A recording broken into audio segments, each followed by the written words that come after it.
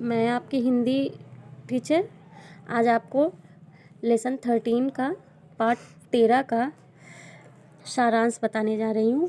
हम पंछी उन्मुक्त गगन के। प्रस्तुत पाठ में कवि ने पिंजरे में बंद पक्षी के मन के बारे में बताया है। पक्षी जैसे कि पक्षियों को हम कभी कभी क्या करते हैं, पालना चाहते हैं, पिंजरे में बंद कर लेते हैं और क्या करते हैं, बहुत अच्छे से रखते हैं, फिर भी उनको क्या खुशी हम दे पाते हैं जो वो आकाश में, खुले आकाश में उड़ते हुए महसूस करते हैं, ये खुशी हम उनको नहीं दे पाते हैं। यहाँ पे इस कविता में हमें यही बताया गया है, हमें यही दर्शाया गया है कि हम पक्षियों को चाहे कितने ही प्यार से, कितने ही अच्छे से पिंजरे में बंद कर दे, किसी भी तरह का सुख सुविधा दे दे, लेकिन उन्हें हम वो स्वतंत्रता नहीं दे पाएंगे जो वो नील गगन में पाते हैं। तो देखिए आगे इसके कहानी, इस कविता के बारे में हम बता रहे हैं आपको, ध्यान से सुनिए। हम पंछी उन्मुक्त गगन के पिंजर बंद ना गा पाएंगे, कनक तीलियों से टकराकर पुलकित पंख टूट जाएंगे। इसमें क्या कह रहा है, कवि कह रहा है कि पक्षियों को क्या कह रहे हैं कि हम क्या हैं, उड़ते नीले गगन में उड़ते हुए स्वतंत्र पक्षी हैं। हमें अगर आप पिंजरे में बंद कर लेंगे तो हम उस स्वतंत्रता से जो गीत गुनगुनाते हैं, जो गाते हैं, हम चहकते हैं, हम वो नहीं कर पाएंगे।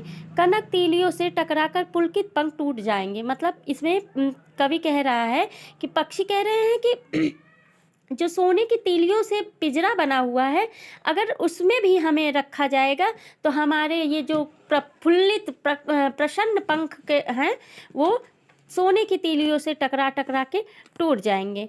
हम बहता जल पीने वाले, क्या कह रहा है पक्षी कि हम बहते हुए शुद्ध जल को पीने वाले हैं, मर जाएंगे भूखे प्यासे, कहीं भली है कटुक निमोरी कनक कटोरी की मैदा से।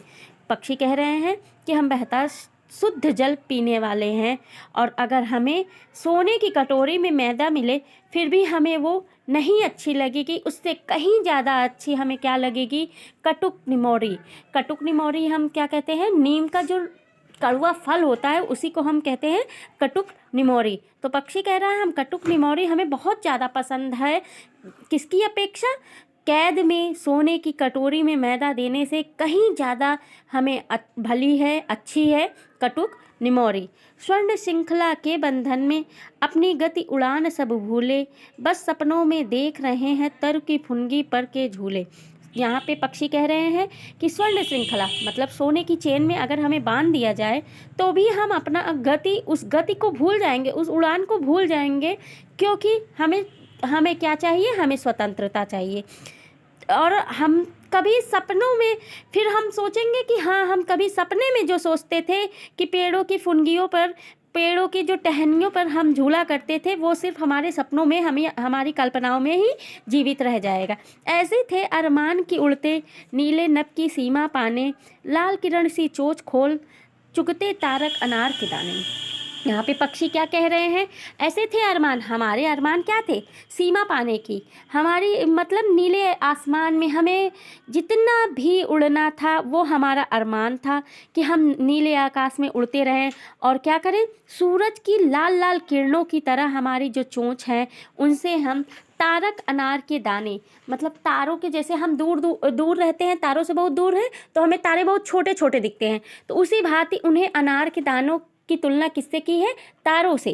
तारा रूपी अनार के दाने हम अपने लाल लाल चोंच से क्या करना चाहते हैं, चुगना चाहते हैं, खाना चाहते हैं। आगे देखिए, आगे की पंक्ति में क्या बताया गया है,